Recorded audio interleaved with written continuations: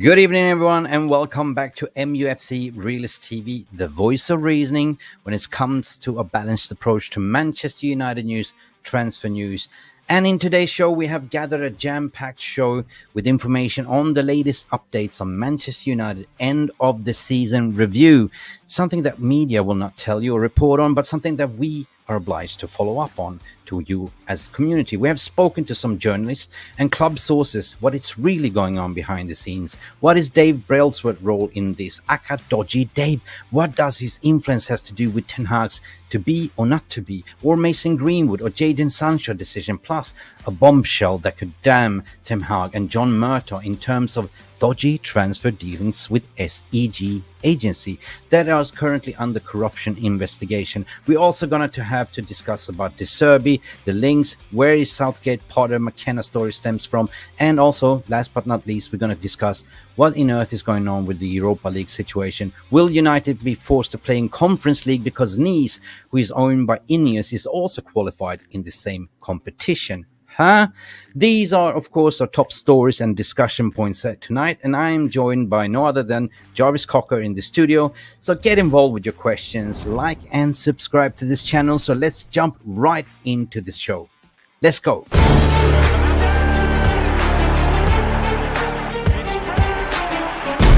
Has the Premier League ever been more challenging?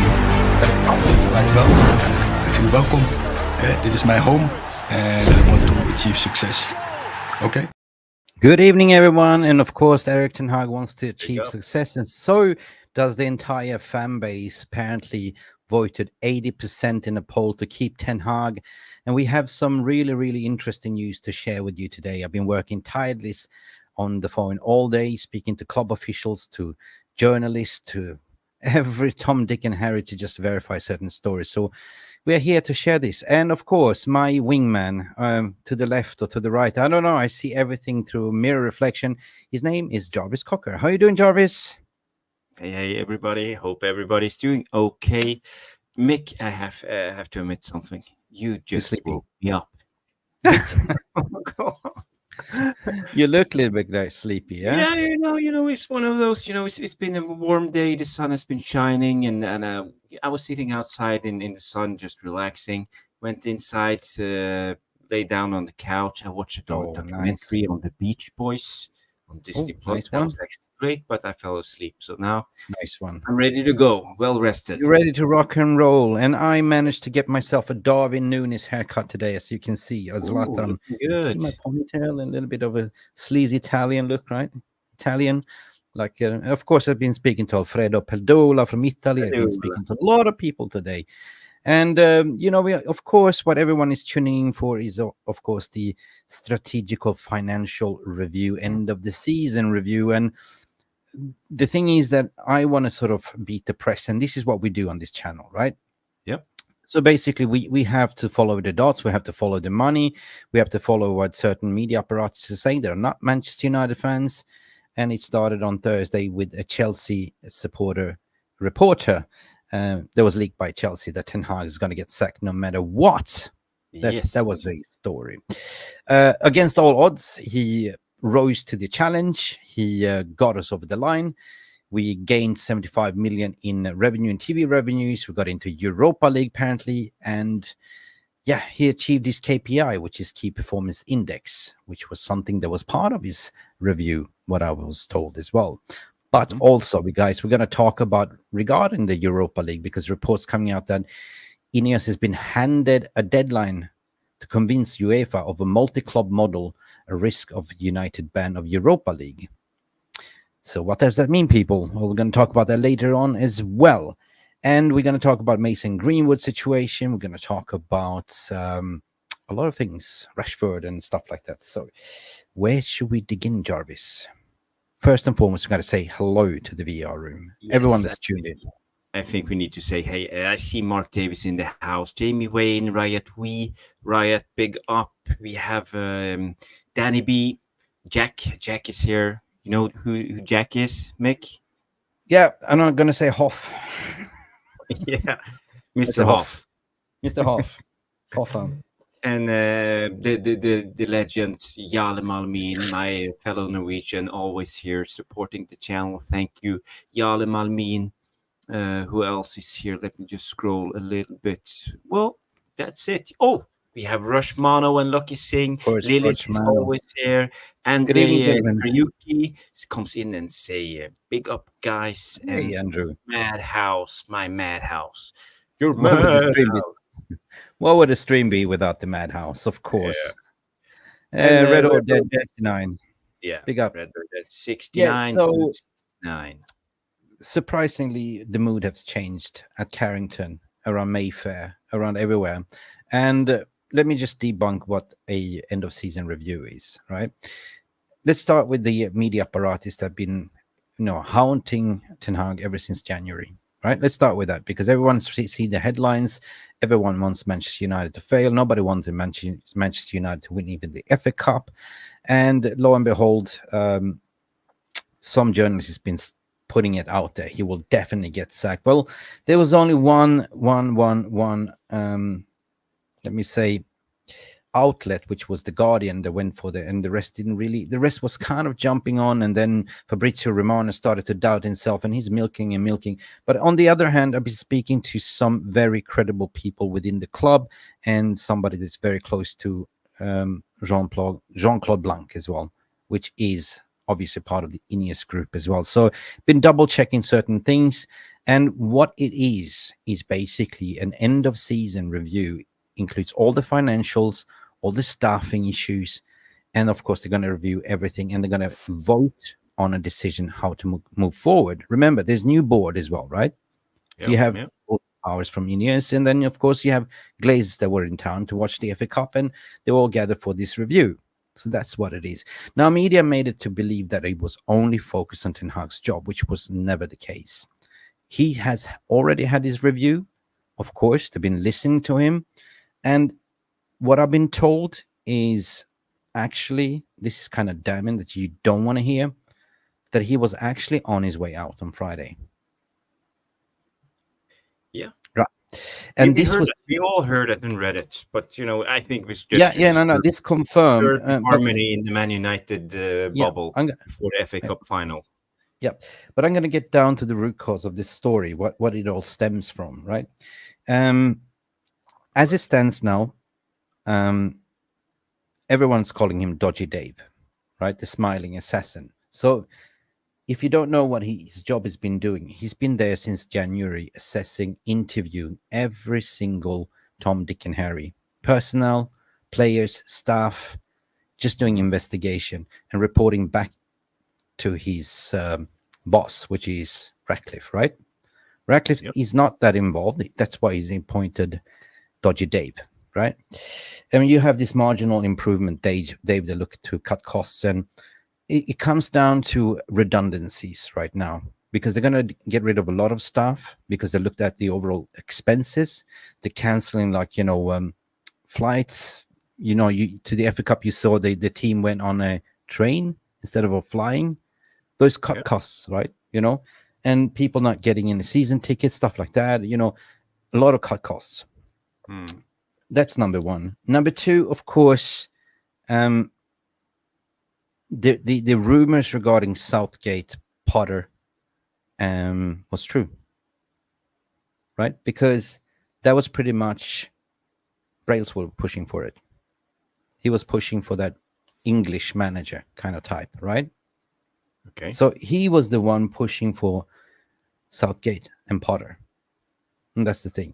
So currently you have 3 champions within that board that are supporting Ten Hag. And that is Blanc, what I've been told, Berrada off the scenes as well, and Wilcox.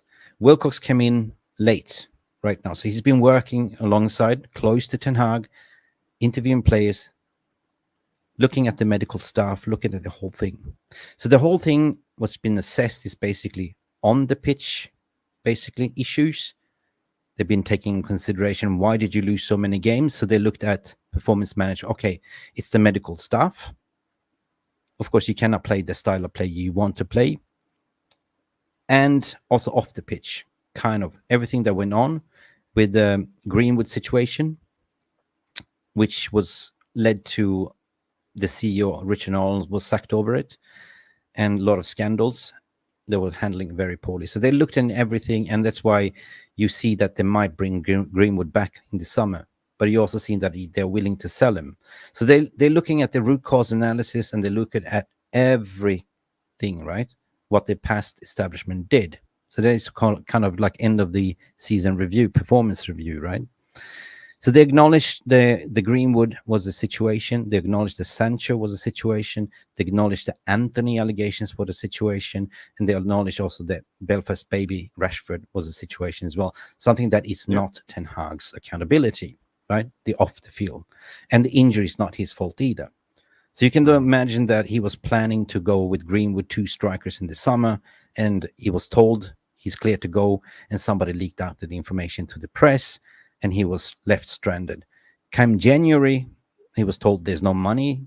We are focused on the takeover, so we're not going to spend anything. So basically, he was stranded. He was set to fail. So he hasn't even had a structure in place.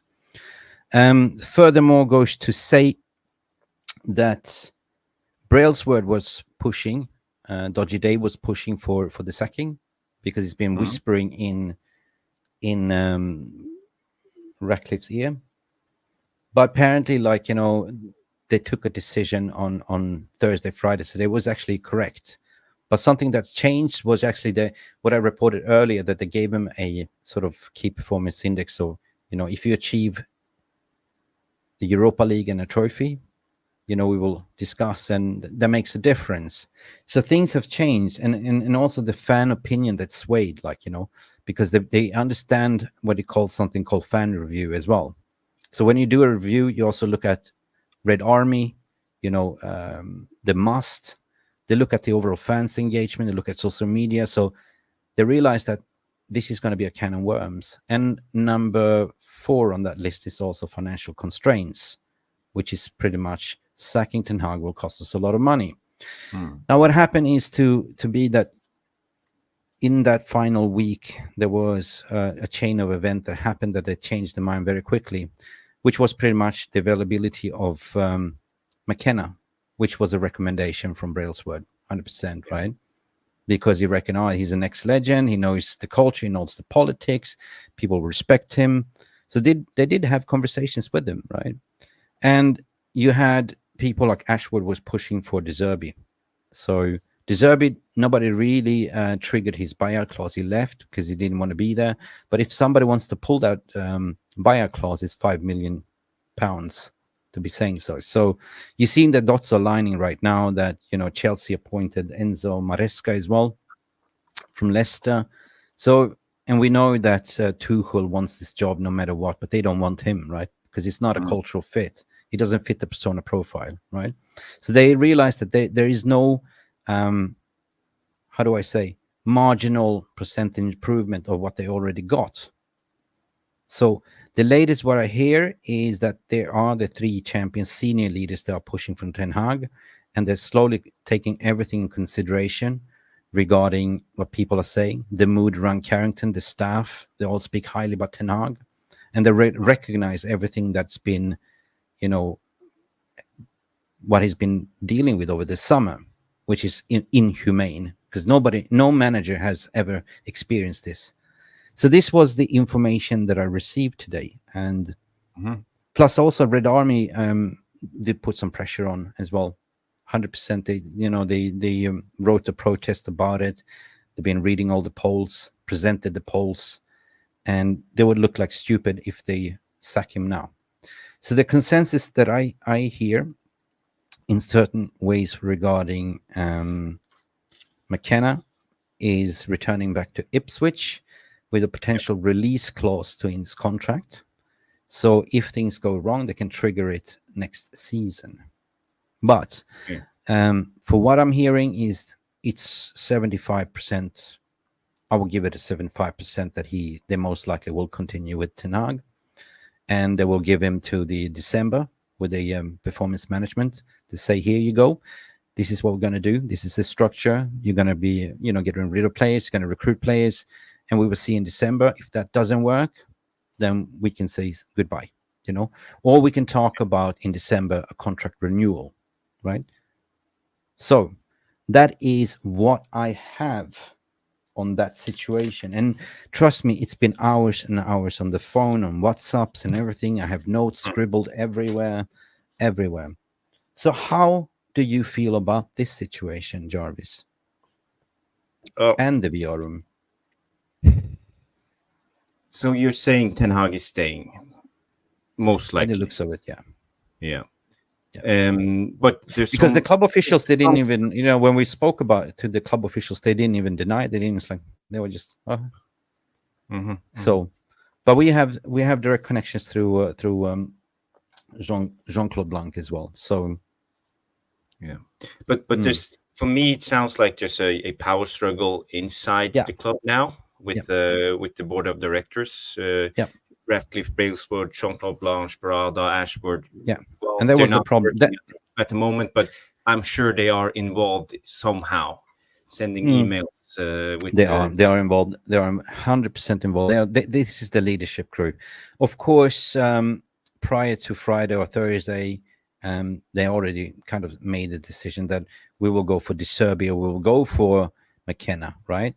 But things changed, right? So they listened to everything. They listened to every opinion, listened to staff, and I think it was, you know, the ones was against it all the time was Jean-Claude Blanc, because he reckons Ten Hag is the man, and Omar Barada also thinks he's the man. So now you also have Wilcox to say, well, I spent 4 or 5 weeks with him, and he has definitely the capability to turn this around. So they're going to set KPIs on him. So they're going to set the rules. They're going to set the playing style. They're going to recruit. He's going to have a little say in it, and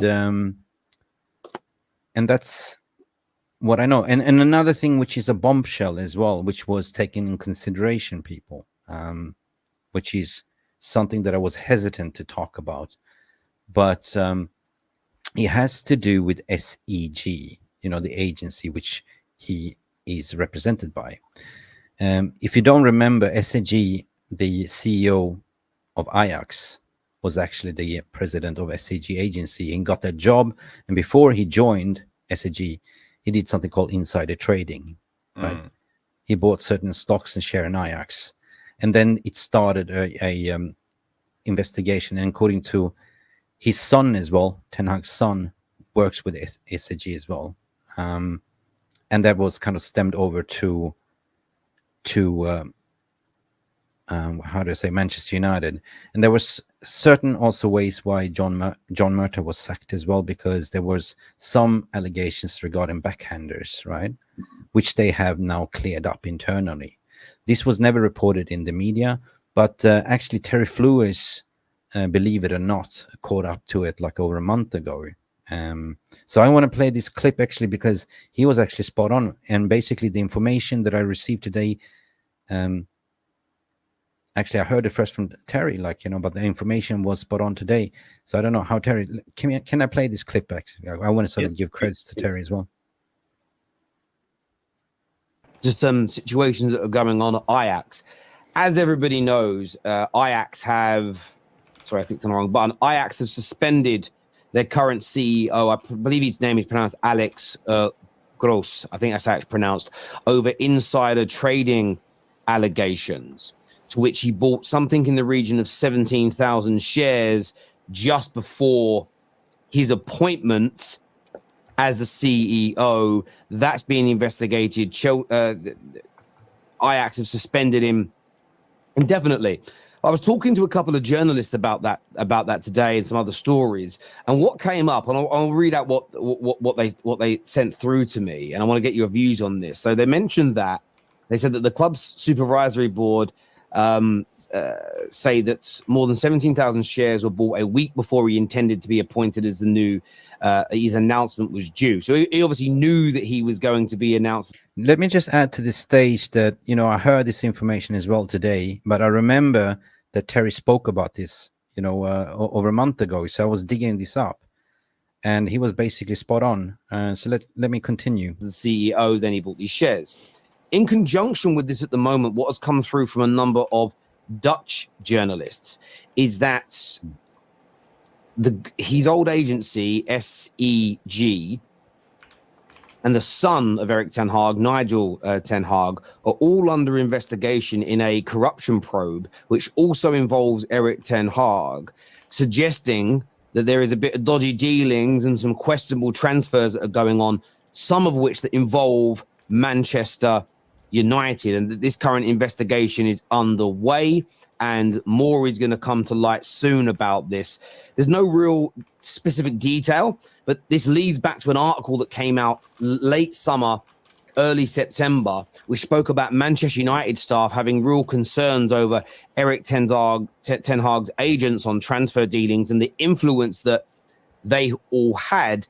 And what I've been told by a number of journalists today is that these stories of some dodgy dealings from the current Ajax CEO, his former agency, Ten Hag's son Ten Hag, there could be an element of this being intertwined moving forward. And as a Man United fan, this is horrible news, whether you want the manager to stay or not. You don't want the idea of player transfers between your club and Ajax having any kind of dodginess about them in any capacity, but it does need to be discussed. It does need to be called out, in my opinion, as do any kind of allegations of this level. But with Man United being that absolute mess that we have been for the last decade, Dan, does any of this surprise you? This does not surprise me at all, because we've been run like shit lately, right? And corruption do exist in the world of football. But the question is, and you know, I remember listening to this, but I kind of forgot. And this was never reported in the media. So this has been dealt in-house, basically, this allegation. So they cleared this investigation, and what I understood as well, which was kind of serious, because let me tell you as well, part of this investigation in terms of the exporting director being sacked was also allegations of dodgy dealings. You know, if you look at the Anthony deal, for example, like, you know, they could have got him for 55 million, 40 million, 45 million, and we overpaid 95 million, and all of a sudden the wages was tripled from what he was earning. So there was certainly question marks of where did that money go, like, you know, a lot of those things. And the SCG heavily involved in that summer transfer window. We almost just use SCG as an agency, right? But Ten Hag was claiming that I have nothing to do with that, and they have obviously looked into it. You know, we're talking about internal investigation. Dodgy Dave is the master of doing that, flipping every stone. But the implication of, if this was true, here's the risk element of it. If this was true, Manchester United would have faced a summer transfer ban, right? Yeah, but Mick, this is no news. This, I think we heard about this like almost a year ago, in the beginning of the season, when we had all these dealings, and we had this agent Kies Foss, who's Ten Hag's agent, and he has his own agency that's called Foss Sports Entertainment Group. Yeah, and they are negotiating players and sales, which involved Sofian Amrabat and Højlund. Yeah, and Ten Hag. Listen, guys, take this information the way you wanted. It's just the information that I received, and I've double checked, 100% fact checked as well, with multiple sources as well. But when it comes to transfer ban, this is very serious. And plus, when you come to UEFA, what do you call it? Not Champions League, but Europa League as well.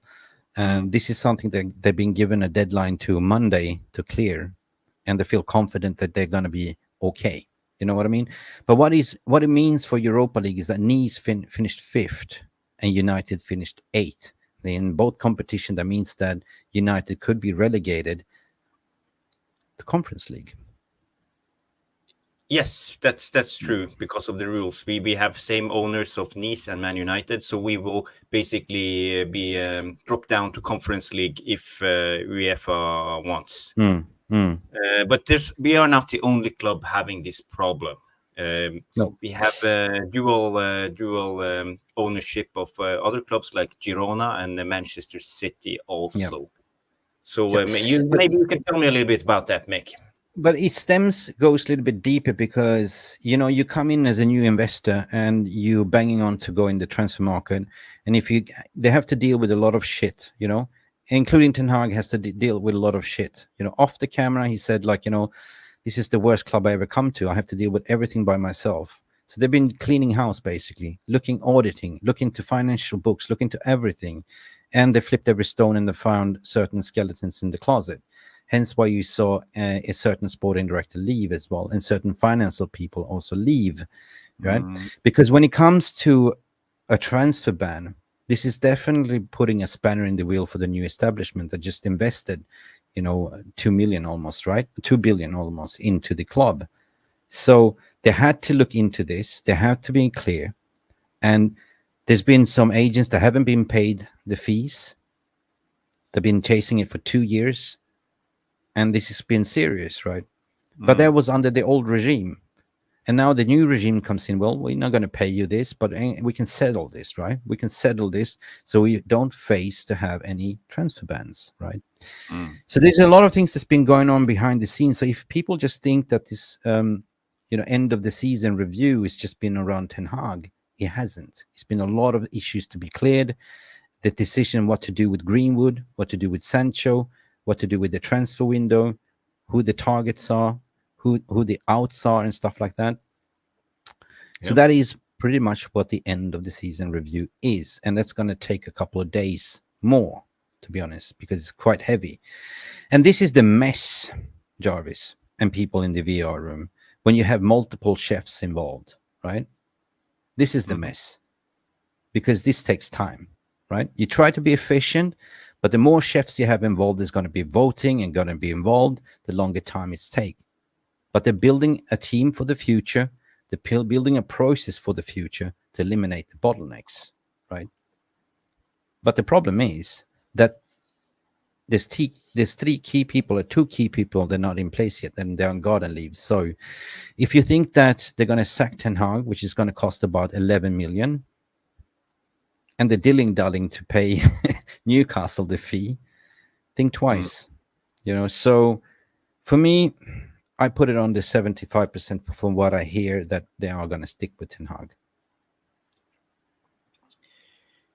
Yeah, and it's not only sacking Ten Hag, but his coaching staff. If they're thinking of bringing in a guy like the Zerbi, we all know his coaching. He had 7 coaches in Brighton, loyal coaches, Italian guys.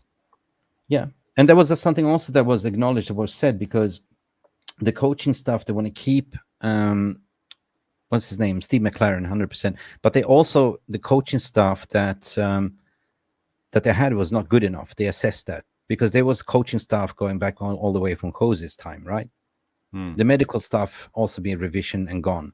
The training facility, the physio is outdated. There's been a lot of reviews regarding that. They've been looking at the root cause analysis, what led to all these 45 types of injuries, what led to this, what led to that. Is it the manager's fault?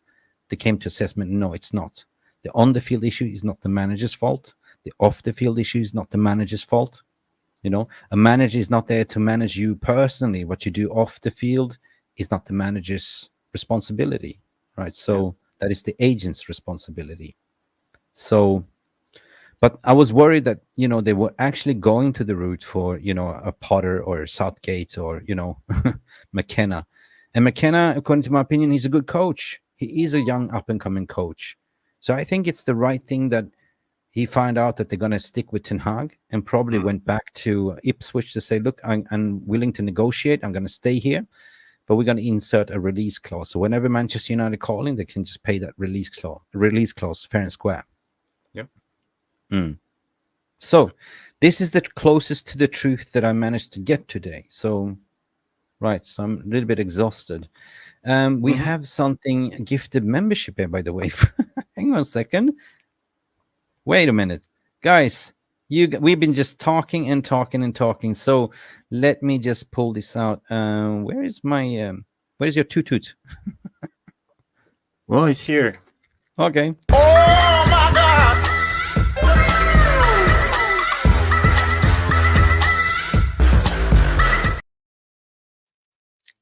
We have legendary. Jesus. We have Jarvis's famous toot. Legendary Jonathan Liljenberg, all the way from Sweden, gifted 5 memberships. Thank you. And the ones that was gifted were Kasim Asmal And Kev McGee as well. Big up, Kev. Long time no see, my friend. Dancing with the Devil is also gifted a membership. And Ni Adotoye Sakar was gifted a membership. Mr. Sakar. Sophie Smith as well. Big up, Soph. How you doing? Gifted membership as well. And listen, give Jonathan John a big pat on his back and send him a lot of love hearts. Thank you, Jonathan, for your gifted memberships.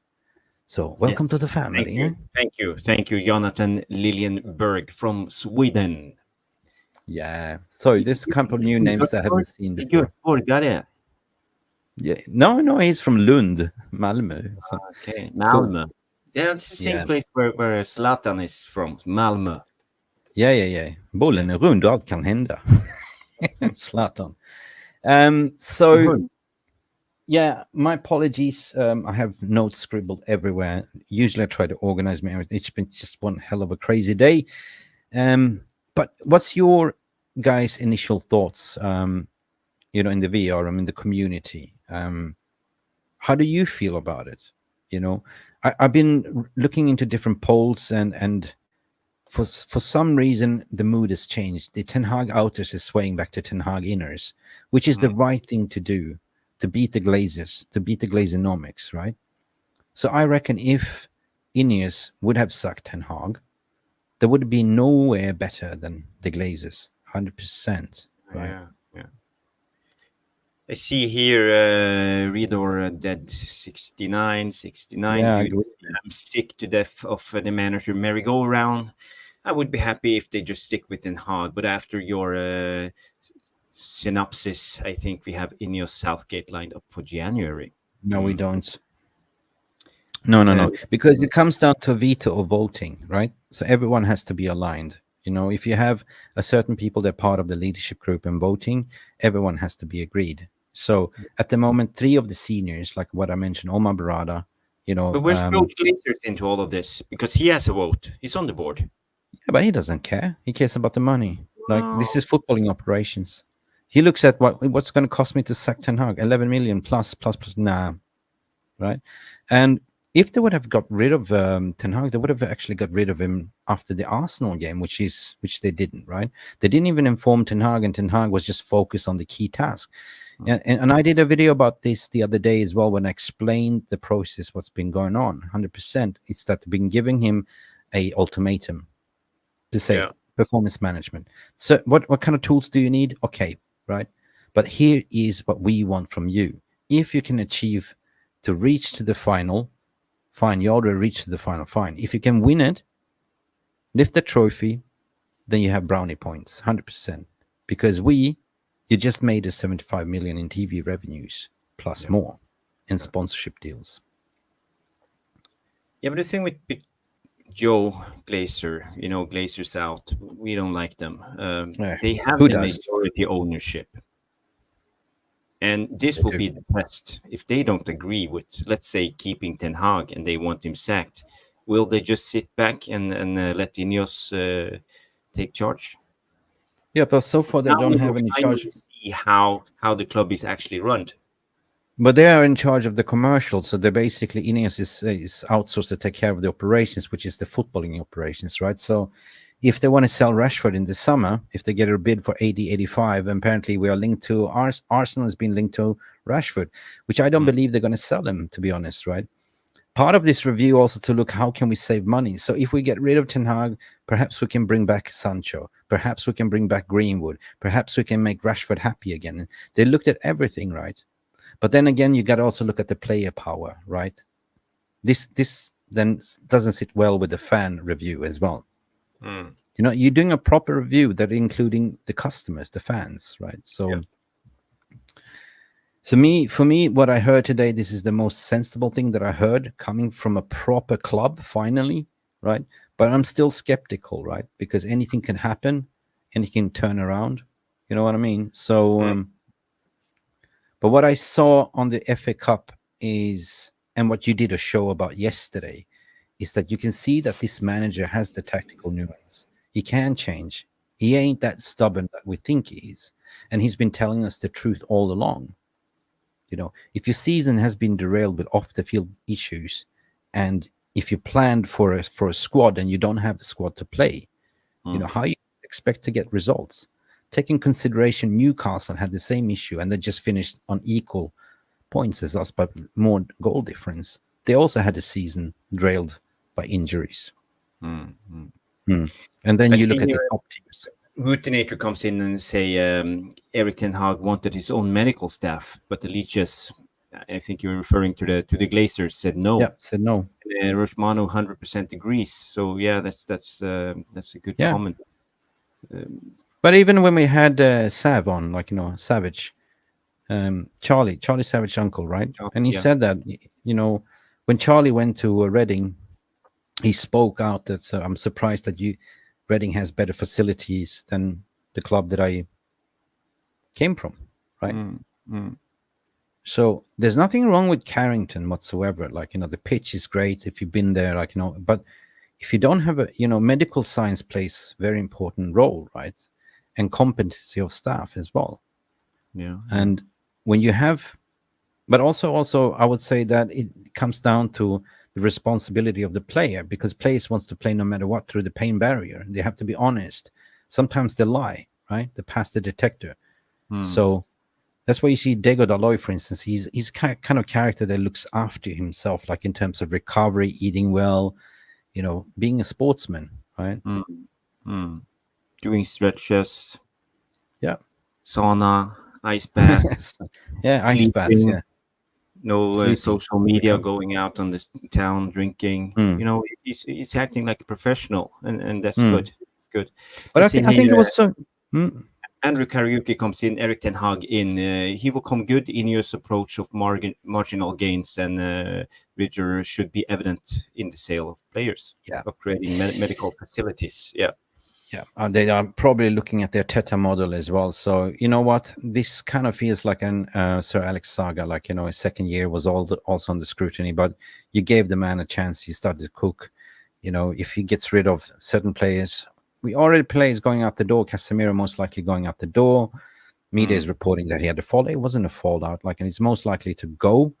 And look, at the end of the day, if it doesn't work out, there is a succession plan for each and single individual player, what they have made so far, and also the manager, right? So yeah, I'm sure if you saw when they were giving out I don't know if you noticed that, but if you saw when they had the trophy ceremony, right? When City came and Pep Guardiola shake the hand of, watch that, he shake the hand of Sir Ratcliffe. And Ratcliffe was hugging him and talking to him for quite a while.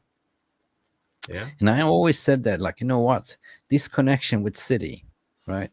The Oma Barada and everything. Pep is probably leaving. Everyone is saying he's leaving. But do you think they will pimp him up for next season? Hey, come to our project. We'll see. No, we won't get Pep. Nah, That's for sure. I don't want him.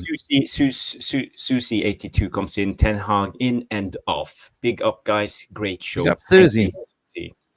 We are also Sandra Myers come in and say Ten Hag in. Erik Ten Hag Big up in. to Sandra. So Maybe I should think create a also the poll. fan base support Ten Hag at the moment, and I've been speaking. Yeah, create a poll, Mick. I can speak a little bit because earlier this season I've been speaking about what Ten Hag needs to change for the next season, and for once transfers is one of the things.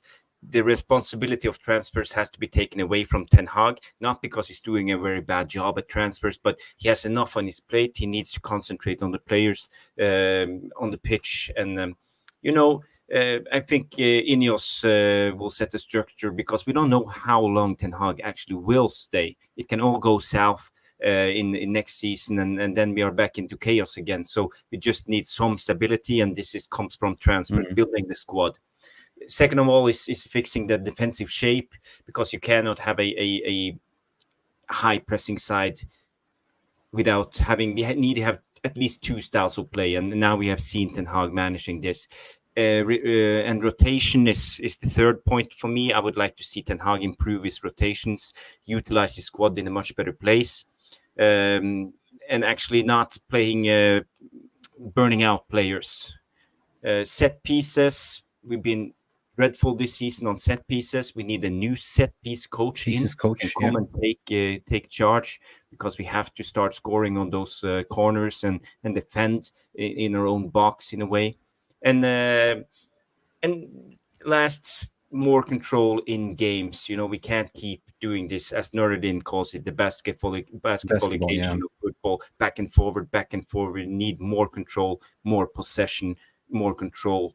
And last but not least, player profiling. We need the right profiles in to get this 100%. So there's a lot of things to fix, and we're not there yet. Yeah, we won the FA Cup. We are in Europa League next season, but we are not challenging for anything next season. If not, we can fix at least these things first. These valid questions are definitely being discussed in this performance review. 100%. Everything's been put on the table, all the cards on the table, right? So basically, what do we need to fix? What is the root cause problems, right? Rotation. Why are we not rotating? We don't have players enough that can do the job, right? You look at the bench. I don't want to bring in. Yeah, we can claim it, but we all saw what happened when Ahmad and Amrabat came in and actually got a chance at the end of the season. So this is where I think a lot of, and I think it's a valid critique of Ten Hag. He needs to start rotating the squad. And but before he trust the fringe players. Let's put it like this. Let's be a little bit reasonable. Before he didn't have anyone that gave him constructive feedback. There was nobody above him that understood football. That gave him accountability. Right. Wilcox. Now it's different. Now Wilcox came in, and that's where you saw changes. Right. So now you will have accountability. But before, nobody was telling him, Ten Hag, you have to rotate. Ten Hag, you have to do this. So he was basically doing free range, right? Yeah, but you have McLaren there, and they have Van de Gaag. So there should be people around him to tell him, influence Ten Hag to make better decisions. But yeah, Wilcox, that's a good input, and I think we need some link. And I think Wilcox will be the link between the board and Ten Hag. Now Wilcox was apparently what I heard today. Wilcox were apparently what I have spent time for about more than 4 weeks with Ten Hag as advise him, he's a great character. He's very loved. Players respect him. Staff respect him. Carrington, Kathy, everyone. So he's been reporting it back. So he's been acting like an overcoat in a way. But Wilcox's job is to establish the playing style and to bridge over from the youth academy to the first team. And there's one thing that they want to do is to honor the DNA of Manchester United is giving youth a chance to play youth. And if you look at the academy and if you look at the trophy ceremony, nobody's been talking about Collier. Yeah. Collier, he was hugging Collier, he was talking to Collier, and Collier is a ball playing number 6. So nobody's been talking about Collier. You all remember what happened after the last FA Cup final. He stood there hugging Kobe Mainu. Talking. Kobe Mainu as well. Kobe Mainu. He was groping him. 10 minutes. Groping him. Now he's doing the same. Now he's doing the same with Toby Collier. So maybe of course. He's identified certain gems, and of course everyone is upset that we actually sold Alvaro Fernandez. But in order to sell Alvaro Fernandez, you got to have a plan. You got to see that actually Harry Amas is the better jewel, right? So sometimes, you have to sacrifice certain things. Sometimes you get things wrong. Sometimes you get things right. But regarding McKenna, I want to bring this also to my notes here. Is that they've been saying they want to play high possession-based, transition-based football, right? Yep. Possession-based. So if you look at McKenna's, he's an excellent coach, though, but he doesn't really play that style or play either. He doesn't play possession-based football. Well, you tell me. No, they play out from the back this season.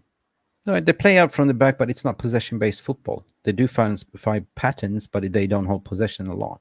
That's the thing, right? Yeah. Okay. But I don't think that. I mean, what we saw against City, it's kind of a good style. You should be flexible when you can actually set up a low block and mid block. You know what I mean? Depending on the opponents that you're playing. And you should practice because there's going to be a lot of those teams, on the low block, Then you got to have a game plan regarding that. How are you going to play? Are we going to play with false number 9 here? You know, you cannot go with the same formation all the time. You got to be flexible and change. Yeah. So we see. Yeah, I agree, Mick. But when it comes to this, you know, low block, mid block, for me, it's about being resilient. You know, you have to be resilient. Even Arsenal this season, defensively, you know, they attack, they keep possession, they have a lot of people going into attack. So, but they work, they track back at every opportunity. Even if they're up 3-0 in the 92nd minute, they work their socks off. And this is the thing, we need to get in this resilience. I see Duncan Bolito in the Badger saying Southgate can clean toilets with his beard. Guys, we love you, community. Guys, you know what? Please smash the like button, because this is unbelievable what's going on. We are rapidly climbing to 26,000 subscribers now. Jarvis, when me and Jarvis started, we were like 10,000 subscribers. No, I think we were six. Really? Six? Yeah. 6, So 7. we started with headbanging. We did everything. We slaved in the kitchen. And look where we are, 26,000 subscribers. Unbelievable. And we have 197 people watching at the current moment on YouTube and Twitter. So people, smash that like. And you know, on the YouTube app, you have something that's a bell. And if you hit that bell, and you can put on all notifications, so every time we go live, you will get a notification.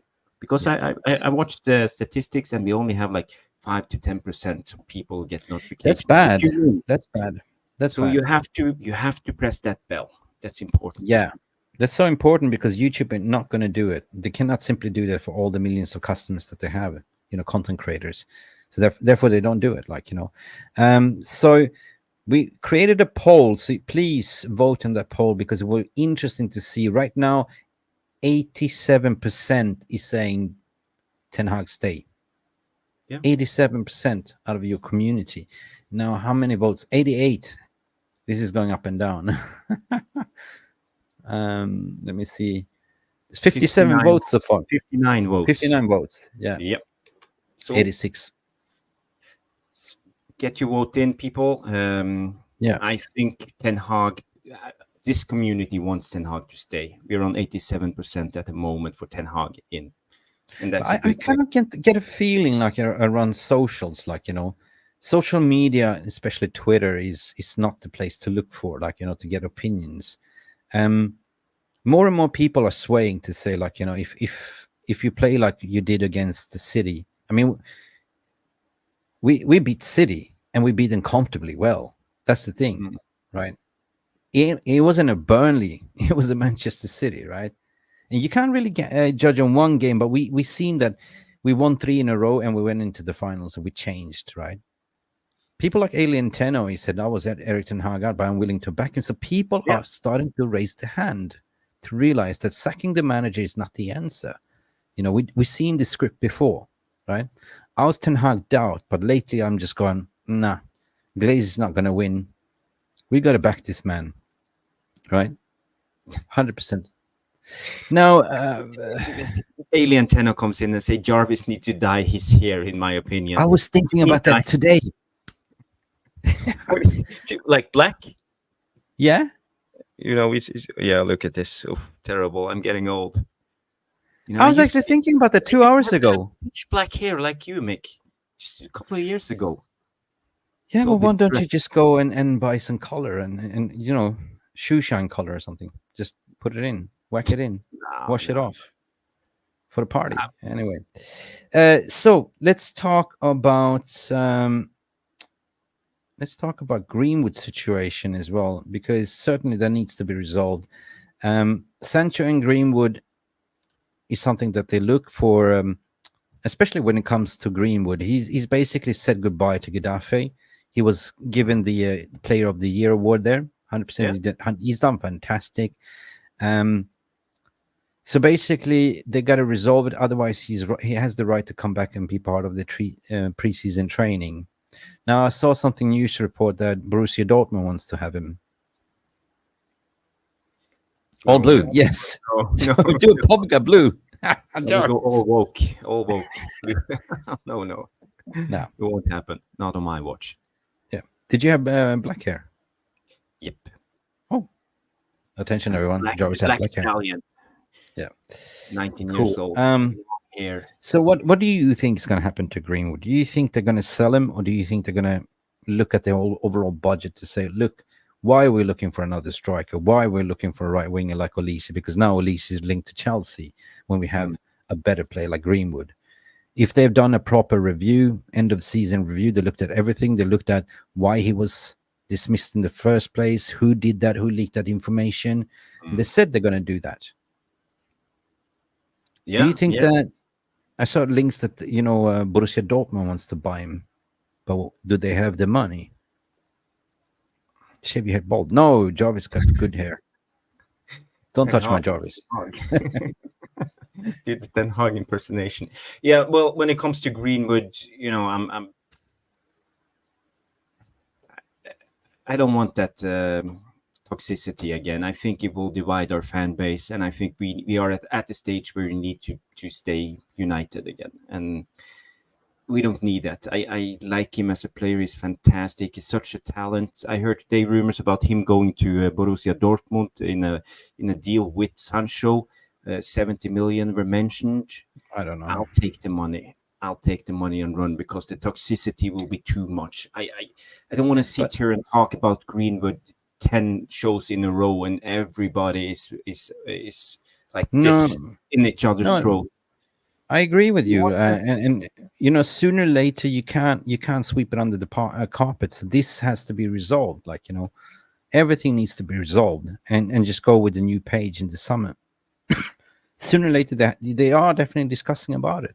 100%. You know what I mean? Yeah. Madhouse want to have a poll on Greenwood. Can we do that?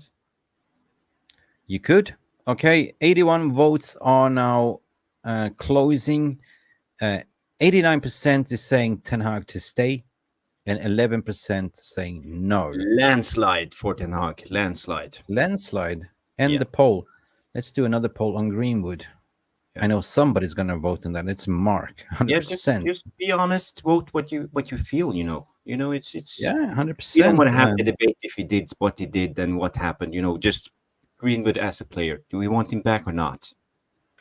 But I see here, for example, Felix coming in and say he'll get abused at every stadium, and he might do that. That's one of the problems. Alien Tenor comes in and say if Greenwood went to Real Madrid, he would win the Champions League. Yeah, most likely, and he will improve. He will be a great player. Rosmano said Greenwood will get pelters. Pelters every match in the Prem. Yeah, but they have to. So if they do, I mean, they are the owners of the contract, not we. You got to understand everything that went on in that investigation, which we haven't been taking part of. We heard snippets, and I understand you cannot take away what you see and heard.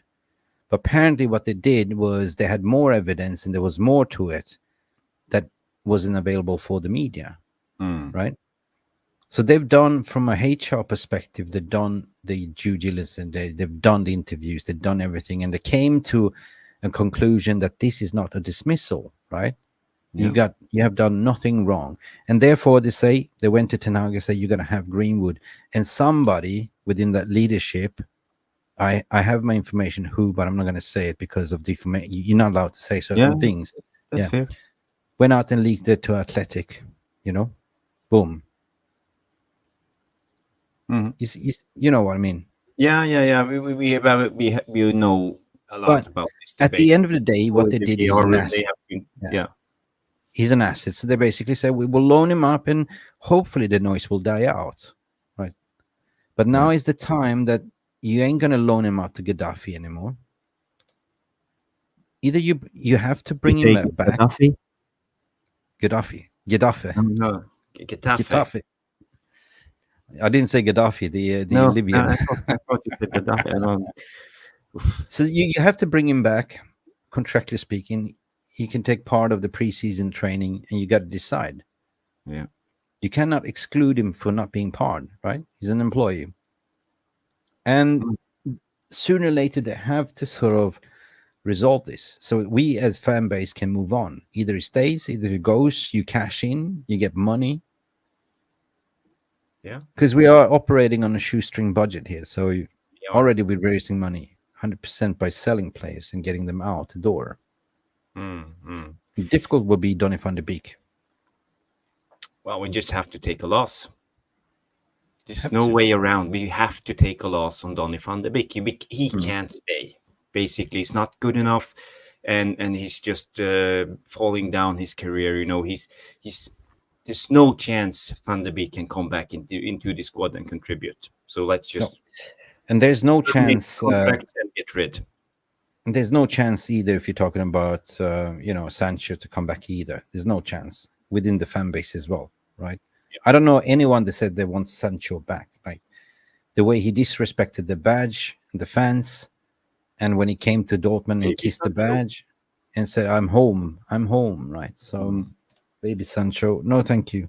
I reckon they're playing the Champions League finals. If they win, more money in the bank for us, and they'll keep him. Andrew Karaoke says, problem is the time is to sell or keep him at the club. He has 1 year left in his contract. Do we Well, have they can 1 year extend it. extension? Yes, you have. Yeah. So basically, Listen, regarding Van de Beek, I feel so sorry for the lad. His career is destroyed, but he's a possession-based footballer, right? What if, hypothetically speaking, he comes back and he revives his career? Okay. He is somebody that can hold the ball and distribute the ball, short passes, long passes. Mick, what position is Donny playing? And who do we have in that position in Man United? Scott McTominay. No, we have Bruno. He's up against Yeah, we Bruno. do. So there's no chance in hell that Donny van de Beek will come He back. can play and box be to a box success. better than Scott. Yeah, but we are buying midfielders this summer. I'm 100% sure we are buying at least one, but hopefully two midfielders. So even Scott is on the bench. I'm thinking like they are, like if I want to save money now. You know what I mean? Yeah. Can we revive his career, perhaps? Can he play then Scott McTominay? Yeah, but Nick, I don't know. have a question. Speaking about money, did you read Swedish Rumble's tweet about transfer budget part 4? He I updated have now not had the chance. with the Europa League money. So according to Swedish Rumble, we can spend this summer up to 260 million pounds before Yes. sales, without breaching financial fair play, the Premier League's profitability and sustainability rules, and UEFA's football earning rules. Because we have So to. who said 30 million? Well, last we have week? 35 million cash, but with Oh, yeah. what's it called, amortization over 4 or 5 years, we can. This is what our spending can be. So 260 million at max, Wow. and that's before sales. That's before So sales. so don't believe the lie of FFP that's holding us back when it comes to transfers, because this summer we can do business. Yeah, Swedish Rumble is amazing. Actually, I'm gonna message him. I promised to get him on again. 100%. He's willing to come on, so we're gonna talk about that. 100%. Swedish Rumble, if you're watching, come on next time. 100%. So we will do a lot of things in the summer. We bring in a lot of exciting guests. We're gonna bring in a lot of exciting journalists and stuff like that, and we're gonna do a lot of things regarding the transfer window as well. So no, Swedish Rumble is amazing. So 250 million pounds is a lot of money to be spent, right? And plus you get the wage bill cut, like, people leaving, plus you sell certain players. Regarding Rashford, though, what about the speculations? Let's talk about Rashford. I think it was a wake-up call for him. But he did a tweet that I didn't really like. I mean, at the end of the day, you didn't have to say that for those who haven't backed me. You know what I mean? Mate, the reason why you're receiving critique and the reason why Southgate didn't pick you because you're not good enough, you're not putting in effort. So for me, I'm thinking if they're not going to keep him, he needs this mental break. He needs the recovery, healing, and come back fresh. So there is a player in him. So if you look at his statistics, he's an every second year player, right? Yeah. The year before, he scored 8 goals or something like that. Then he had 30 goals. And this season, he had 8 goals again every second season. Yeah. So he hasn't been consistent. So, but Garnacho on the right. Next season, he will come good. Yeah, maybe. He will. If you look at the stats here. But Garnacho on the right looked to me much, much better than he was playing on the left for some reason in FA Cup final when he played on the right. He was the impact play on the right. What's your thoughts on that? Yeah, I think Garnacho is one of those who can play on both sides equally good. But he loses the goal threat when he's on the right. You know, he scored, but it's all about cutting in and have your best foot available for shooting. Okay. I'm going to check the poll now. Let me see. The 63 votes, shouldn't United sell Greenwood? Sell or keep? Keep is on 44% and sell is on 56%. So, little bit. Majority here. Still divided. Still divided. There's about 9% divided. I'm going to end this poll and I'm going to do one on Rashford if you don't mind. Yeah. But it's interesting, Mick. 57% wants to sell Greenwood, and I because the question wasn't do we like Mason Greenwood or do we want him back, but it's basically we see the whole package. Him coming back, all this in fighting in between our fans and rival clubs will banter us every away game. It will be a constant. But what if he starts banging in goals again? You know how this fan base are. As soon as you start banging in goals, people will shout abuse to him. You know, it will be so toxic and negative. Yeah, I don't want that. You know, wasn't it good just to win the FA Cup and actually feel proud of Man United again? Feel happy about the club. You know, I've been on in seven heaven now since the FA Cup. I've been floating on a cloud. You know, it's been fantastic, and I don't want all this negativity again. I want us to be a good team without all this. That's what I kind of said. That you got to solve all these problems, right? Sancho got to be solved. You know, Greenwood needs to be solved. Rashford needs to be solved again, and everyone needs to be happy again. Like, you know, you got to be a happy camp. Because if you've seen the pictures after the celebrations, like, it was so unusual to see our star players, our players in the squad having fun, drinking champagne on the field and just enjoying themselves. Because at the end of the day, they're humans, right? Right. Yeah. First thing I saw when Rashford grabbed the champagne bottle on the pitch, I was like, "You bloody alcoholic!" But he didn't look happy. He didn't look happy. He's suffering. Anyway, we started a poll, and all of a sudden, boom! All of a sudden, 64% sell. Yeah. Did you see the pictures of Rashford and Malacia today on Twitter? No. Celebrating. Huh? Yeah, I think they're on vacation now. You know, and they are good friends, and they are celebrating. I think they are on vacation together. Yeah. It was a proof of life, actually, to see Malacia, like, you know, in the trophy ceremony. It's like, oh, Malacia. Yeah. Did you see the city celebration parade? No. I didn't either because there was nobody there. There was a video, like, it was so empty. We all saw the last year when they won the treble. You know, there was one big screen and 10 people standing there dancing to music. It was like and how can they have the biggest revenue over us and everyone else? If you look at how many people came and actually celebrated, 500 people. Yeah. Seriously, I don't know. Alien Tenno or Matt Rosmano. Tell me, how many people were in Manchester when we won the treble? Was it Ooh, 500,000, 1 500,000. million? 500,000. Yeah. 500,000. That's why we are the biggest club. Manchester is red. Yeah. And we have Stone Roses as well. Mm-hmm. They have the Gallaghers, the Oasis. Yeah. So Manchester is red. You know you can. This is the one. This is the one. So we enter into the transfer window, and there's a lot of speculations and targets, and nobody really knows, to be honest. It's No. tight lip. Centre back, 100% Jarvis. We need 2 at least. Rafael Varane is leaving. I would say, like, if they how could do you have. feel make about Varane leaving? Fuck me. Honest I said opinion.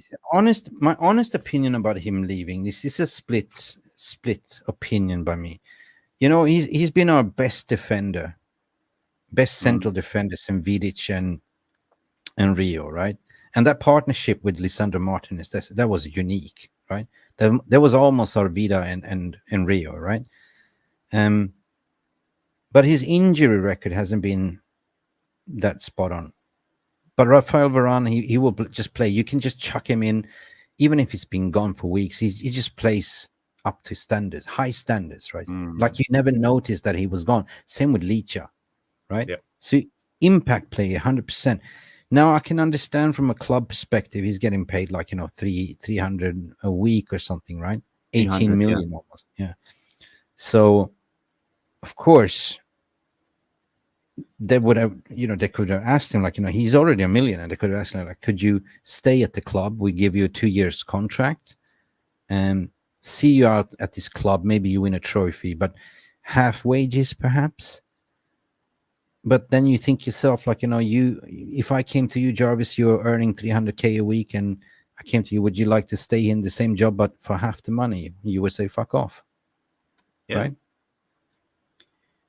But what if I'm just thinking, what if we sold Lindelof and Maguire and kept Varane and just brought in a youth centre back? Because that would be my opinion. Is on 190K, Lindelof is on 120K. But Varane for me, it's one Varane is like 2 of Lindelof and Maguire. And Maguire is on high wages as well. So yeah, you can balance the books out 100%. So I would definitely consider, like, Rafael Varane to say, look, why don't you stay for another year or 2 years? Like, I'm pissed about it because he loves the club. Like, you seen pictures, how he celebrates. He was devastated, like, was sitting alone on the pitch and taking it all in. When he actually came to United, remember that he was taking selfies and, wow, I'm here, theatre dreams, cool, like, And that is, like, the theatre dreams, like Old Trafford is big pulling power. 100% it is. Even if you haven't won, the fans are the best in the world. Yeah. And trust me, the players, they love the fans. They're like gladiators. Lillis comes in and say Varane leaving got pissed me off. And Mark Davis say, how many players will United sign in this summer, guys? Oh no, not right. I will bring up this comment with Wilson. If Varane would take a pay cut and help younger centre back, that would be great. Yeah. And I think I also feel the same now, but it's emotional. He had a great FA Cup final, but when he's back injured again, I will just think, oh, I wish we sold him. So I don't know. The highest earner. I mean, if you, I'll put it back to you. If you had a choice to sell Varane or Casemiro, keep Casemiro, Varane, because Casemiro is the highest earner in the club. He's on 18,200,000, right, a year. Casemiro, yeah. Yeah, Casemiro. So you could have got rid of Casemiro, kept one of these high earners, leaders on the pitch, as what you said, sold Lindelof, sold Varane, and have a general in the back line that could foster the youngster Kwambala and everything else, right? And you bring up another centre back there as well. Yeah, that's the thing. That's the thing. There is a way. And with the money. Yeah, but the money, it's one thing with Rashford being on 250K a week for one season and purple patches, but Varane, he won the Champions League. 3 or 4 times. He won the World Nice. Cup. You know, he's the Rolls Royce Experience. Varane. He deserves his wages because he's been that good in a way. No, he has done his But you noticed instant impact on the FA Cup final with Licha and Varane in the back line. We were steady as a rock, right? So we instantly saw what we've been missing. It was that centre back and his partnership with Martinez. We saw it last season. Those two have a great partnership. They help each other out to become better. You know, Licha can be the aggressive center back, and Varane will take depth, use his pace, use his reading of the game, his aerial ability to help out Licha. So together they are dynamite. That's the thing. But I find it a little bit strange that Luke Shaw was named in the England squad for the Euros. He's been out for the almost whole season in injuries. I find it very strange because I would look at the injury record and I say, well, if you have over 50% absency, like off you go, right? But apparently they see something in on his fit day. He's actually a really good left back, to be honest. They can also play like a left-footed centre back as well. That's the thing. Utility. So, and also if you're going to keep Rashford is so dependent on a fit Luke Shaw, how they overlap and underlap to each other. Like, they know each other's game. So I would say that Rashford's game has been impacted a lot for not even having a Luke Shaw on the pitch this season. That partnership has been like a radar paw, right? So, man, at the end of the day, like, we come to Sofian Amrabat as well. Like, we haven't seen much of him, but what we've seen for 17 million, that's a steal. It's a bargain, right? Because for me, if I may say so, Sofian Amrabat in the partnership that he formed with Kobe Mainoo has been immense, right? Defensively, he's amazing. Okay, he's not so good technical on the ball. He's not like, he turns like a tank a little bit. Like that's why he's called Amra Tank, But in terms of breaking up the play, like, being that dirty Palinha kind of guy, you know what I mean? And the way he sort of allows Kobe Mainoo to play his game. Yeah. So he's a warrior. For me, I would say, like, no doubt, go pay fucking Fiorentina the money or negotiate. Here's 15 million on the table. You can't get any better CDM at the moment. Or you go on the market. Huh? Pounds or euros? Because I wasn't it 13 million pounds. 30 million pounds, yeah, okay. 30 million pounds then. Yeah. And you pay that 30 million pounds and then you go and get another replacement, or you play some youngster next to him. Like, you do have Dan Gore Jr., you do have the Fletcher twins as well. You do have Collier as well as an understudy. You know what I mean? So the future is bright. You don't have to spend that much money. But we definitely need a ball-carrying box-to-box midfielder as well. And there's so many options. There are so many options. And you don't have to pay like, 100 million for this Neves guy. We have Ndidi, Rabiot. Ross Barkley is now heading to Aston Villa, I believe. So let's just forget about him. Yeah, we still number one MILF Hunter is currently on his way to talk to Rabiot's mom, Veronique. Veronique. Oh my God. The stories about him and John Murtaugh. He pissed her off big time. Yeah. Okay, what have you heard? Have you heard anything? Voulez-vous coucher avec moi ce soir? Ooh, Johnny, you nasty boy. I swipe right on you on Tinder. Okay. Yeah. He took some private jets and met with her and wine and dine, and she screwed him over, basically. Yeah. But do we want Rabiot? Will people have Rabiot as our midfielder next season? He's good. He's been immense at Juventus, 100%. He's improved a lot. Big up Lisa Jensen Olsen. Good evening, Mick and Jarvis in VR room. There's a lot of people flowing in. Flex Felix is well here. Manchester 7. Mark is here in the house. Lucky Singh, Brendan Chappelle as well. And The 60% poll is to sell Marcus Rashford at the moment.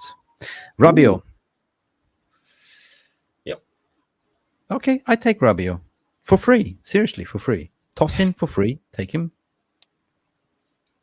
Rushmano, name the players you would like to bring in midfield for free or keep. Oh, I will have it because Rushmano, he's the transfer guru. He knows everything that moves out there. And by the way, guys, you should follow Rushmano's Twitter account. Yeah, when it comes to transfer rumors, he's spot on.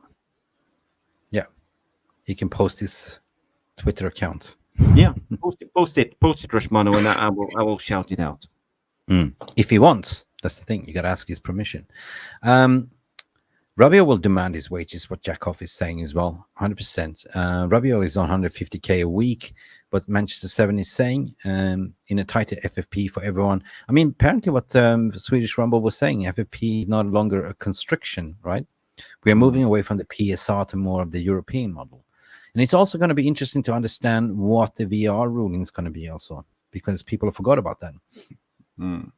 Yeah. No, 100%. We need a workhorse, and Rabiot is a workhorse. Number 6, I said my Mats Wiefer, 100%. I like his style of play. And also what you mentioned, this kid, which is Jurgen Timber's brother, you know. Yeah. He's also good. Yeah. What's his name? Justin? No. No, not Justin Timber. In terms of centre back, I would look at Scalvani, 100%. I love what I see. You said Kvaratskhelia. Yeah, he will be too expensive, but He will be too expensive. Kvaratskhelia. I don't know what we're going to do. There's so much reports following, but we will be here for the transfer window. Eventually, we will get there. Eventually, right? Yeah. We're going to do the transfer ratings. Yay, hey, Hotometers. Something new in the summer. Did you see that mock-up that I sent you? Mick, on other clubs, you saw today Chelsea, Leicester manager. Yep. So they bought him for 10 million. 10 million, the Leicester manager. Yeah. And Pochettino is out of work. No job for him. Do you think Pochettino still is linked to Man United if... Nope. No? There's no chance? No chance. No chance for Poch and no chance for Thomas Tuchel. They don't fit what Ineos want. That's what I've been told. They're desperate, but nobody wants them. That's the thing. Enzo Maresca, Chelsea. Number 2. He was number 2 to Pep Guardiola, as per my understanding. That's a big chance, isn't it?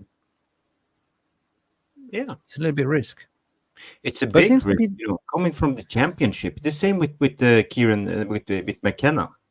Yeah, but it seems to be a trend that everyone wants to go for the lesser experience, the up-and-coming thing, right? Bayern Munich. It was a shock to actually hear that they have agreed with Vincent Kompany that just got relegated. And now they're going for Enzo Maresca, which is a championship coach. So they're more looking for these coaches that is not a manager. If you look at Chelsea, what kind of structure they have, and it's a very toxic structure, right? They are a mess.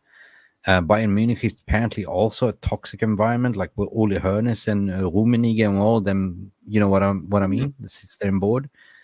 Nobody wants to go to a club when they know you're going to be sacked. It's a revolving door, right? So they have apparently 5 different managers rejecting, so they have to go for Vincent Kompany.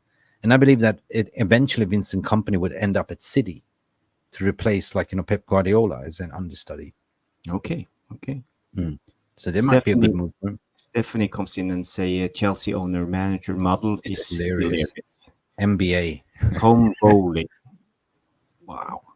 He will dig his own grave, It's wasting his money. Yay, Bowley. Yeah, it's like Super Bowl. 2 billion, sacking manager right, left, and center. Where do they have the fucking money for as well? They just went in and splashed the cash on a 16-year-old or 15-year-old. They can't even get a work permit. So they have to they sign him, and I think they're going to pay a massive 40 million for him. Brazilian. Isn't that the word? They pay 8-9 year contracts. How legal is that? Yeah, speaking about anymore. the transfer window, just because we have 250 doesn't mean you pay 250 that year. You split it up in 5 years, like, installments. Yeah. And what you're saying, how Chelsea have two directors of football still amazes me. Yeah. What is the other one's name? I'm not a Chelsea fan whatsoever. It's just amazing me. Yeah, but look at our structure though. We have glazers. We have a lot of chefs involved. Vitinha from PSG. Yeah, I like Vitinha too. That's my type of player, small, Yeah. good on the ball, technical, baller. Vitinha. Yeah. He was good in the semifinals of the Champions League. We definitely need a number 2 striker. 100%. Who would that be? We don't know. Who would that? But I think we're good at the winger side. Gyökeres, he's the guy for me. I think we will go for him, Gyökeres. Yeah, I reported this. You might splash the cash for him. You might do Sporting Lisbon. You say, here's Victor Lindelof. Here's a couple of players. Lower down the price. Get Gyökeres. He's not so expensive on wages either. So yeah, there's one to watch for. I think that at the end of the day, we had a chance on Benjamin Sesko, but they're playing like hardball now because they understand that his interest is going up. There's a lot of interest, a lot of clubs. So they're putting a higher release clause and they're offering to renew his contract with higher wages. They do everything to keep him. So I don't know that Benjamin Sesko. I don't think he will go anywhere unless Arsenal picks him up. And by the way, Arsenal is also linked to Bruno Guimaraes. Will they splash 100 million on Bruno Guimaraes? Yeah, you have a release clause. So I think it's two last weeks in June. His release clause will be 100 million. 100 million. But he's one of those players who will actually, I think, would be worth it. Like the final. But the thing is, Arsenal have been spending wrong. Not for us at the current stage. It will be too much, but maybe for Arsenal to take the next step. I think that Arsenal, they miss one signing, and that's the cherry on the top. A proper striker. Gabriel Jesus is not a striker. Nketiah is not a striker. You need a proper striker. You need a killer for them. They play Havertz. Havertz as a striker, don't they? Havertz is not a good striker. He's like a false number 9. Yeah, he is. That's the thing. But, so why did they pay money for Havertz? Yeah, Havertz's been good this season. His off-the-ball movement is fantastic. Yeah. I would say he's underrated in a way. We all laughed at them in the beginning of the season, but we saw what he can do, and I think I like Havertz. Regarding Chelsea, aren't they in some financial trouble? Chelsea. Why can't they go out and spend and nobody's looking at them? Like they're probably favorites to pay 120 million for I'll come to for Osimhen. Yeah, they're gonna rip off the contract for Romelu Lukaku. Yeah, Rushman, what you think? Speaking of Chelsea, just one quick comment. I saw we were linked to a Chelsea centre back today. Oh yeah. What's his name? Madueke from Brighton. Was it Madueke? No. The centre back who came from Chalobah. Cole, something on C.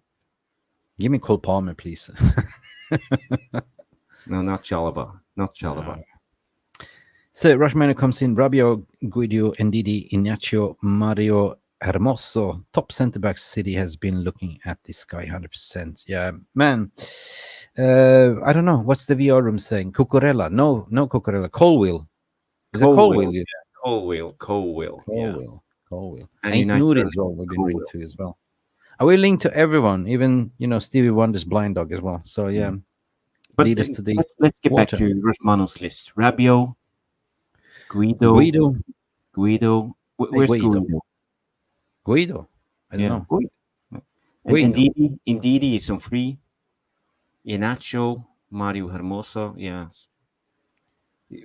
That's a good list. Hermoso Alapolos. Yeah, it's a good list. Guys, we should see. There's 2 weeks left for the transfer window open. So yeah, it gives a little bit of a breathing space.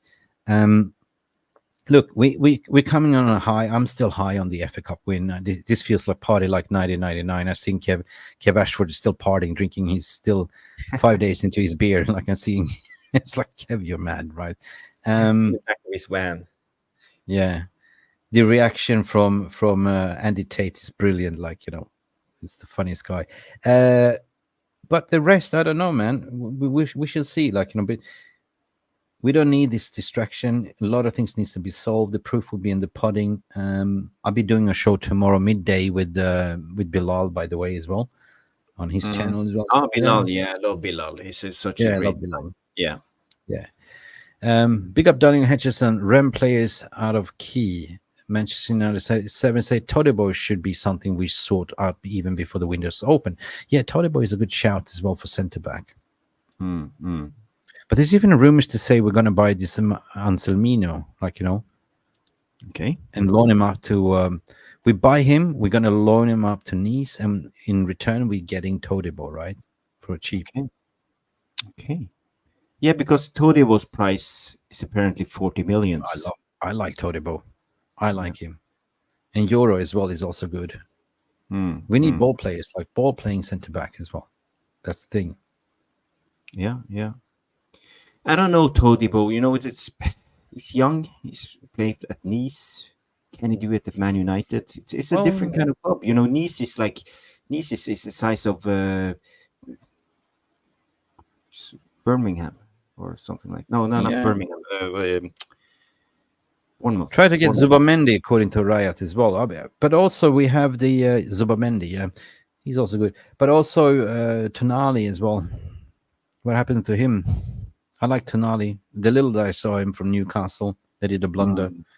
But also in terms of the Juventus centre back, which we are still heavily linked with, Gleason Bremen. Yeah, he's a more of experienced 26, 27-year-old, like Raphael. You need leaders on the pitch as well, and he's a similar type to Rafa as well. For me, it's a no. I don't want to buy any players from Bayern Munich or Juventus. Because they are shrewd when it comes to business and selling players, and they won't sell players unless they are on their way down. I want to see development of actually Kwambala, to be honest, and we have also, what's his name, King from the under-18s, the captain. He's excellent. What a specimen. But pretty much what's going on, guys, I would say that 75%, in my gut feeling, is Ten Hag is staying. That's the thing. What I see will happen is that they're going to stick with him, because there's 2 weeks left to the transfer window, and 4 weeks we're on a pre-season tour again, and then there's Euros in between, right? And the Premier League starts in August. So there's no chance they can get in another manager until then. So just use logic and reasoning there. I would say that you stick with him, you see what happens in the summer. You come December, if everything goes right, then you can negotiate a contract extension for another 3 years. But there's no way the club is going to give away another 3 years contract extension right now. I know that his agency is pushing for it, if you want to sign another 3 years contract, but they're going to play ball, you got to be on mutual terms. Let's call it a try period. But what would you say? Back on the under 18. Rhys Bennett as well. Yeah, he's good. But what's your thoughts on that? Club, only giving away £6 million for Alvaro Fernandez. It's a joke. But there's a buy and selling clause as well. Yeah, that's the thing. Buyback He's clause. Bye back. Bye back. Yeah. Yeah. If we don't have a place for him in the squad, and we also have youngsters coming up, so yeah. If we didn't play him this season, there's no chance for Alvaro. The problem that I have is the emotional sentiment that some fans have to players. You got to be ruthless, no, don't sell this player. What happened to Maguire? He saved us this season. But what happened to Scott McTominay? He scored a lot of goals. Listen, they haven't been good enough for us, right? And if you want to move forward, this is my assessment. If you're ever going to win a title, you need to have title-winning players, right? Okay, Maguire's improved. Got to give him the roses. But is he one that will start week in and week out, that will offer you something? Yeah.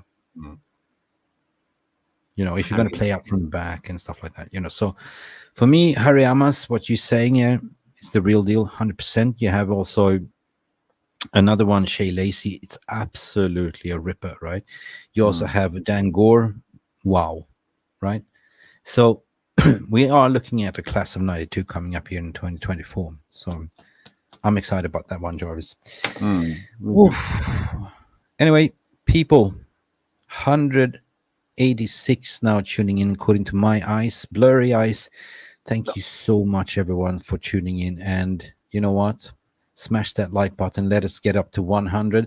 If I'm going to reiterate it, the poll here is 62% reckons that Rashford should be sold and 38 keep. Maybe we should do a poll, like, sell or keep Jarvis. Sell. It'll be 100% keep. Sell. Get rid. I gotta end this poll. 92 votes. Thank you so much. But the biggest poll for today was the polls about Erik Ten Hag, and it was quite big, 79%. No, 89. 89%. I was Keep 89. 89% keep it. Yeah. So this community, the VAR room, we want Ten Hag to be. Mental ball game say we should clone Jarvis. Yeah. Hey, I wish I can clone myself to 8 mini-means, man. I'm doing all this work. I don't get any rest. So sell Jarvis 100%, but Trevor Wade is saying, no, don't touch my Jarvis. What would I do without you, man? You can have a buyback clause. A buy Snickers clause. How many Snickers? Ladies and gentlemen, thank you so much. Do not forget that we have a website. Read all the news. You see the web address there. There's a lot of exciting things that's going to be developed over the summer. Cannot tell you more, but you will see eventually. It'll be something very unique that nobody's done before, like Star Trek. Boldly go where no one's gone before. Cat saying Jarvis is a keeper. How the hell do you do that? Live long and prosper. You said Star Trek. Isn't this the Star Trek thing? Yeah. It is. I know I cannot do that. Like, I don't have the crab fingers like you. I'm jealous. Like this. It's hard for me to say I'm jealous of the way. I cannot do that. Big up Kat as well. You got a secret admirer. Kat is saying, that you're a keeper. Anyway. Thank you, Kat. And thank you, Riot. And Jarvis Spock. It's been a chilled one today, guys. We needed to have this conversation today. And happy that we can retain as much as information as possible. And whatever you do, there's a certain prats out there, like, they are putting their life on stake, that in the journalistic core, that he's going to get sacked. He's going to get sacked. He's going to get sacked. I told you so. I told you so. Well, they're going to eat a humble pie when this turns around eventually. Yeah, but have you heard the rhetoric from different channels out there? Was Ten Hag out? They're now saying the United fans is emotional. We are basing this Ten Hag thing on one game, and one game only.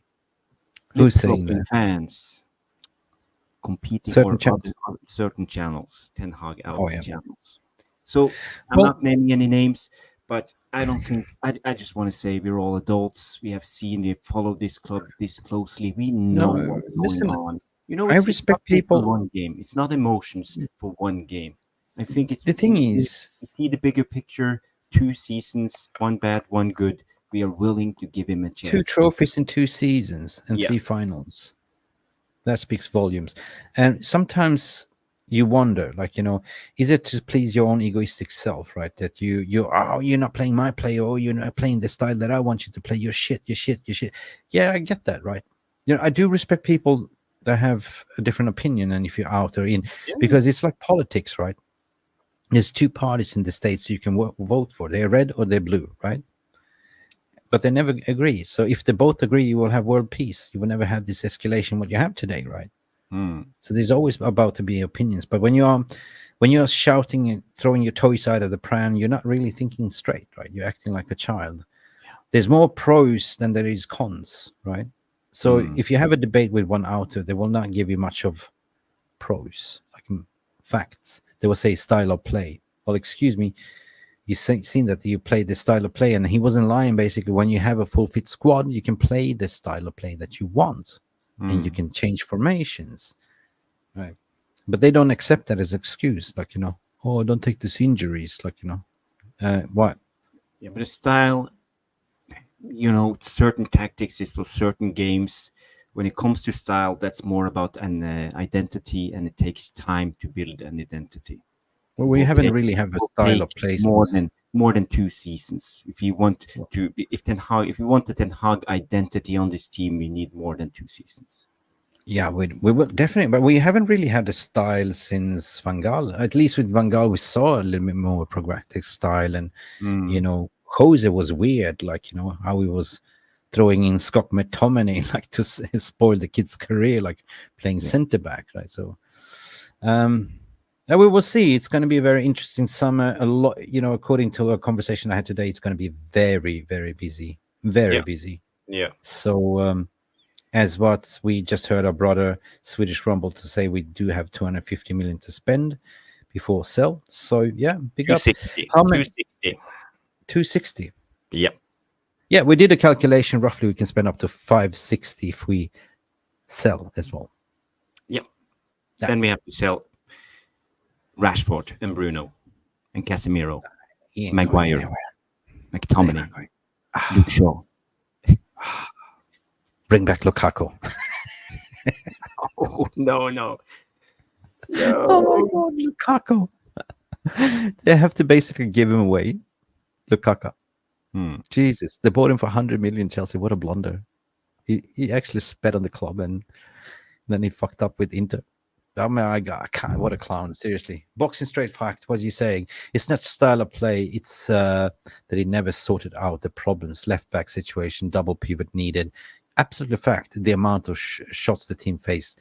No way he can keep his job, in my opinion. But boxing straight. I know you're the biggest critique, you and Evo as well. So I hear that, right? But that's all fixable. Yes. He never sorted out the problems. Well, how did we win the FA Cup and the last 2, 3, 4 games of the season? We sorted out the problem. We set up differently. So I believe he actually sorted it out. Yeah, he did. He flooded the midfield. Yeah. That's why you saw the lineup coming up with 4-2-2-2. But in instance, we played like what? 4-4-2 sometimes. 4-4-2, 4-4-2, 4-2-2, 4-2-4. But basically, changed all the time. Yeah. Yeah. Anyway, this is not going to be a Jarvis Corner marathon stream. So we are absolutely gone over time by VR standards. I just want to thank everyone. It's been an amazing season. I see a lot of old people that I haven't seen here in the chat. Like, Duncan Bolito is back. Cat is back. I saw Cat here. Yeah. I know who you are, Cat. I think I know who you are. We are connected on Twitter as well. Who did I see as well? Lisa Jensen. It's been a while. Flex Felix is here as well. Mark, as per usual. Our Mark. And Jollyman Min, always there with the pepperoni pizza. Ian McDonald. Rushmano, the legend, as per usual. Barman. DV. DV is a new face that I haven't seen. So big up, welcome to the family. I'm just trying to find people that I haven't seen. I see DK Wilson is here as well. Voganator, Legends, Alien Tenor, Voganator, Wandale 13. I agree with you saying there, Wandale. Like, English media is awful, 100%. And one thing we learned over this takeover process is the English media is the biggest hypocrites and liars, right? Just take it from a freelancer. For me, I'm a freelancer because I like freedom. Right? I like to do a balanced approach in everything that we do, right?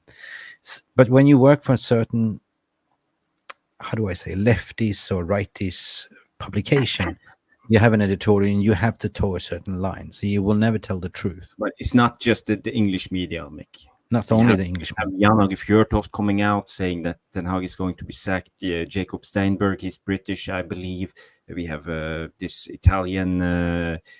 Depends on who you're listening to. That's the thing. Is that you got to validate your source. You got to do double fact check, triple fact check.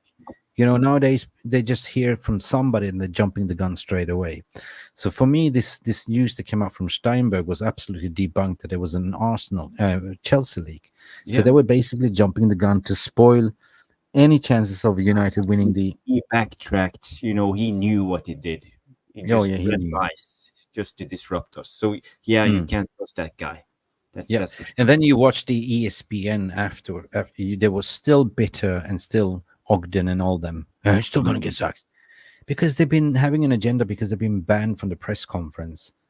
So I would say the club nipped it in the bud basically to realize that there's certain journalists that been spreading misinformation about the club. So they banned them, right? Yeah. What's the name of that Italian guy who came out and said Ten Hag is going to be sacked? Not. Oh yeah, Gianluca Di Marzio. Yeah, Di Marzio. Yeah. So it's not just the British media; it's all of them. Yeah. But that was actually the case because they were thinking as it started, like that was on the path on Thursday. They already decided, but something that swayed was he actually won the FA Cup and they won money. That's the thing. And then the fan opinions also, they felt the vibe and the support from the fans. And they realized if you sack this guy, it's going to be repercussions. And plus the Red Army letter, plus the 1958, plus everything, yeah? So at the end of the day, if it wasn't for fans, there's no business, mate. There's no business. Because who are your paying customers? There's the fans. Match-going fans, It's traveling fans, us, you. And all of the VAR room. DK Wilson say, it's the same in the US. I was a journalist here, sports and later news. Just awful. ESPN FC was brutal post-game. Yeah. They could not even give the roses. I mean, it took Gab McCarthy to realize it gave him the roses at the end of the day. You know, Jules and Gab's show there. I do watch it sometimes, but you know, Craig Burley and all them. Actually, Craig was good, you know, but still, like, you know, they still have an agenda. And one thing that I found very appalling was Gary Lineker from BBC. BBC was another one that was, you know, and they ruined the childhoods. 100% cats. They ruined the childhoods. So yeah, you could just see, like, you know, the first thing Ten Hag comes to the media podium, like, you know, after lifting the trophy, Gary Lineker's second question, asking him about this fucking job. Like, how disrespectful, mate. This is who you should trust. Rushmano, Fab, and Ornstein. And where's in that Ruby? order? Yeah, in that order. Where's McRuby? And Ruby's not in that order. I'm not even mentioned. Okay. I'm just working myself up. You know, it's sometimes it's not always being first. It's not always being right. It's about doing the right thing, you know. And when you care about this club, you just want to sort of get the right information and share it with the fan base. But most of these journalists, they are not Manchester United supporters, so they would just write anything for the clicks, right? So, and that's why you should listen to people like, you know, there are proper Manchester United fans, like, you know, like Whitwell, like from the people from the Athletics, the Shredder News, you know, those kind of things. Right? Yeah. They do have direct connections into the club, but never listen to Samuel Lockhurst, please. I agree. I agree. Man United Planet says Ed Woodward brought us an old Ronaldo, old Cavani, old Ibrahim, old and outdated, expensive letdowns. Ten Hag is bringing through raw, young players playing together. I know he's been scouting them. You see when they won the league and he went to congratulate them and give them high fives. He already single-handed picked which one he's going to bring up to the team, and we saw that with Collier. I mentioned that before. He was like, put his arm around him, yeah, gave him a hug. Yeah, he's actually really good with youth. So I don't know about you guys, but I'm very excited about the youth that we have now, right? We will be back, especially with in-house talent as well. But you're saying, Andrew, how Erik Ten Hag survived media crucifications beyond us fans? Trust me, Andy. We're sitting here doing all the Ten Hag live press conference, me and Mark. So we've seen it all. He loves and wants to win with his club, 100%. But the thing is, what Ten Hag needs to change a little bit more is his charisma. I've seen, like, you know, interview he done behind the scenes with MUTV when he said, we are shit. He basically said, we are shit. crucifixion. It reminds me of Monty Python. Crucifixion? Yeah. Who's like that? Listen, can I play one clip? I'm just gonna play one clip. I'm just gonna find. Before when you find that clip, I will read out this comment because I see Mental Ball Game has been mentioning that. Guys, don't forget to check out Mark N's review stream in 15 minutes. So 15 minutes, Mark N will go live. So just tune into his channel and give him a like. Yeah, and watch the show. Right. I will be there in the chat. Yeah, 100%. I'm just going to finish off with this because this is key. I did this video the other day, but I'm just going to play this. United, and we are on. So this is, guys, I believe he's speaking. When I took over, it was a mess at United, and we are on our way to construct a team for the future, and that will go with ups and. This is what I've been saying since January. We are on a generational makeshift. We are building a team for the future, and this is what he's saying. Let me start over again. And that will go with ups and downs. And what you see is the team is developing, the team is winning. And the end of the day is about winning trophies. And a team also plays to an identity. But you need the players to be available, and you need a strong squad in top football. And especially when you play in England, Europe, Premier League, so competitive. So you need very good squad, and you 100%. Need players available in that squad. And there is still a lot of work to do. But we are exactly where we are. We have a value in the squad. We have high potentials who progressing very good. The team is progressing, and we're winning trophies. 2 trophies. In 2 years, it's not bad. 3 finals, it's not bad either. So, if you dissect what he's saying, we have high potentials. He's talking about the youth. We are exactly where we are, and you need a full squad in order to compete. He acknowledges about the English Premier League being the hardest league. So he's got a plan. Yeah. So I believe this season, basically, he tried to elevate, to play his style, but he got shafted by everything. First season, he had to sort of adapt to the players' ability to play the more counter-attacking football. But I believe now, in the 3rd season, you know, with everyone coming up at the ranks from the under-18s, under-21s, and some recruitment, some outs, you will see what we saw pretty much against United, City, a little bit better.